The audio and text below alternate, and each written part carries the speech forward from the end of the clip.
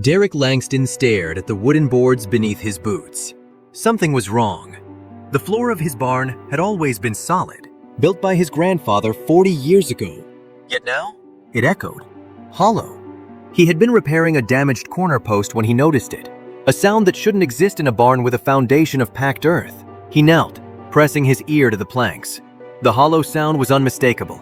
Derek had lived on this land his entire life. He had walked these floors countless times, but he had never heard this. His grandfather had built everything on this property. Every fence post, every beam. There were no secrets here. There couldn't be. He grabbed his crowbar. The first board groaned as he pried it up. Then the second, and the third. What he found underneath defied everything he knew. A rectangular opening descending into darkness. Wooden steps led down into a carefully constructed tunnel. The steps were worn smooth, as if they had been used regularly. But that was impossible. He lowered himself into the tunnel. He struck a match, and he saw it. Something that made his blood freeze. Fresh footprints in the dust. Recent. Someone had been down here within the last few days. But Derek hadn't. He didn't even know this tunnel existed, and he was the only person with access to this barn. The only person for miles. But before we start our story, make sure you smash that like button, subscribe if you haven't, and hit that notification bell so you won't miss any new stories. Derek followed the tunnel deeper. The match revealed wooden support beams, carefully carved walls. This wasn't some hasty hiding place. This was professional. The tunnel stretched further than his matchlight could reach, but at the edge of the flickering glow, he saw something. A leather chair, a table, personal belongings, arranged as if someone lived down here. He struck another match. The leather chair faced away from him, positioned as if someone had been sitting there, watching the entrance. On the table lay a tin cup, still damp with water, a plate with crumbs that hadn't yet gathered dust. Someone had eaten here within the last day or two. His hands trembled. A wool blanket, folded neatly on a bed. A collection of books. This was a home. He picked up a book, property of Samuel Langston, 1851. His grandfather's name. His grandfather's handwriting, but Samuel had died 15 years ago. Derek had been through every possession in the house. These books had never been there. A metal box sat beneath the table. He opened it. Inside, he found deeds to properties he'd never heard of, and a photograph.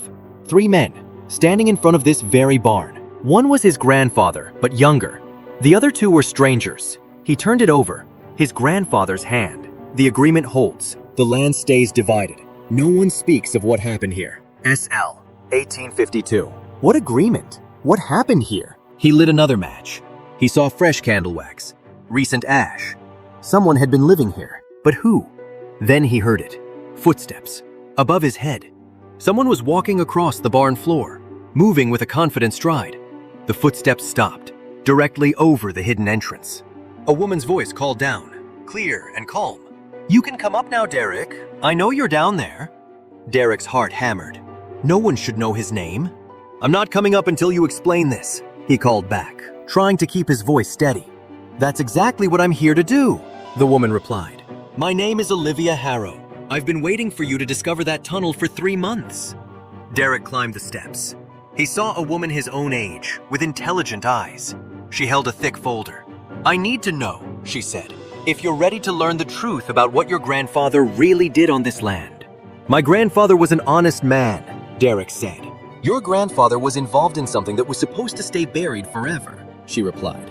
She handed him a document, a contract dated 1852. At the bottom, 3 signatures: Samuel Langston, Thomas Harrow, and William Cross.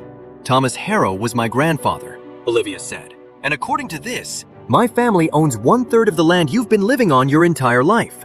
We've been honoring the agreement to stay hidden, but the contract expires next month." Derek stared at the document.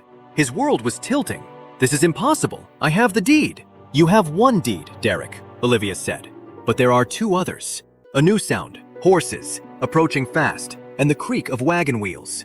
Derek counted at least 4 different riders. "Those aren't my people," Olivia said quickly. "I came alone." "Then who are they?" Derek asked. "The 3rd family. It has to be. William Cross." Footsteps multiplied above them. They were in the barn. A man's voice boomed through the floorboards. Deep, authoritative.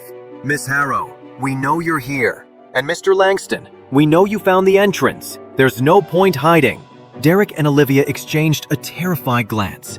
Someone had been watching them both, waiting for this exact moment. A new sound echoed from the far end of the barn. Metal scraping wood. "They're opening another entrance," Olivia breathed. "They know about access points we don't." A lantern's glow appeared at the far end of the tunnel. 3 figures approached. They were led by a tall man with graying hair. He looked unsettlingly familiar, like the stranger in his grandfather's photograph. "Marcus Cross," the man introduced himself. "And you must be Samuel Langston's grandson. You look just like him." His voice was cold. "Your grandfather cost my family a great deal of money. For 50 years we've honored the agreement. But the contract expires, and we intend to collect." "Collect what?" Derek demanded. Marcus's sons flanked him. "My sons have been taking care of this place," he said. "Maintaining the tunnels, protecting what's hidden." "You're the ones," Derek realized. "You've been living down here." "Someone had to protect the assets," Marcus replied. "We've been living in shifts for months, waiting for Miss Harrow. And for you." "What assets?" Olivia asked. "What did our grandfathers find?" Marcus smiled, a cold, unpleasant smile. "They found something on this land in 1852, something valuable enough to support 3 families for generations." He walked to a section of the tunnel wall. He pressed a specific wooden beam. A hidden panel slid aside. Cool air flowed from the opening. It carried a metallic scent. "Silver," Marcus announced. "A vein running directly under this property. Your grandfathers decided to mine it in secret. No taxes, no government oversight, and for 50 years that silver has been accumulating. Waiting." His expression hardened. "But one of my sons just checked. The back chamber, it's empty." He led them through the hidden panel. The chamber was huge. Wooden shelving lined the walls, metal containers, all of them empty. Mining tools lay scattered. 50 years of work, Marcus said bitterly. All gone. Someone took every ounce.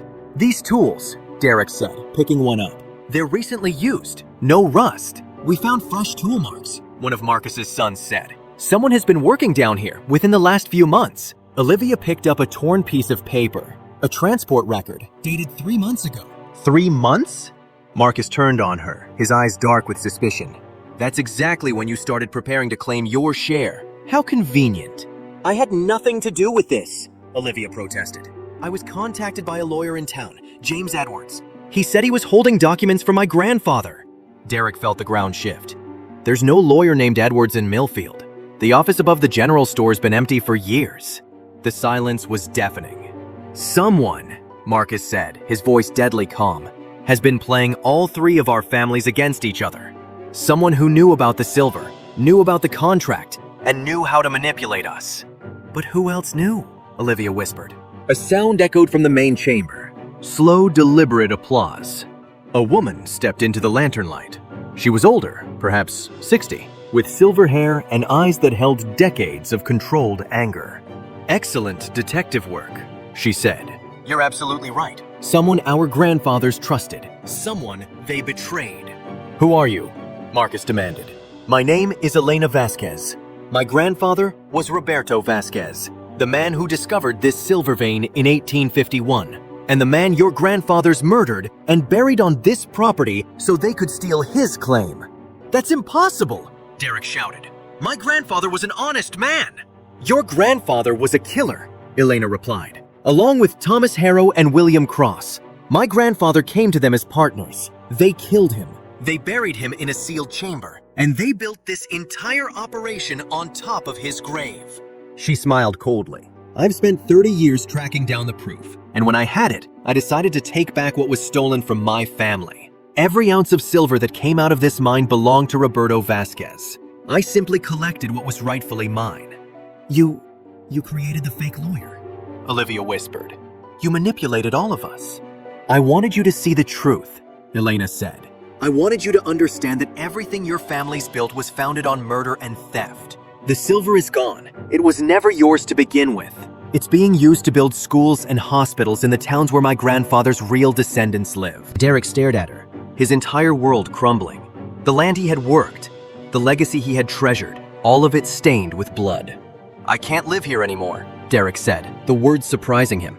"I won't build my life on a foundation of murder. I won't profit from stolen land." He looked at Elena. "The land belongs to you. I'll sign over the deed." 3 days later, Derek stood in a lawyer's office, signing away the only life he had ever known. His hand was steady. He was giving up everything. But for the first time in his 35 years, Derek Langston felt truly free.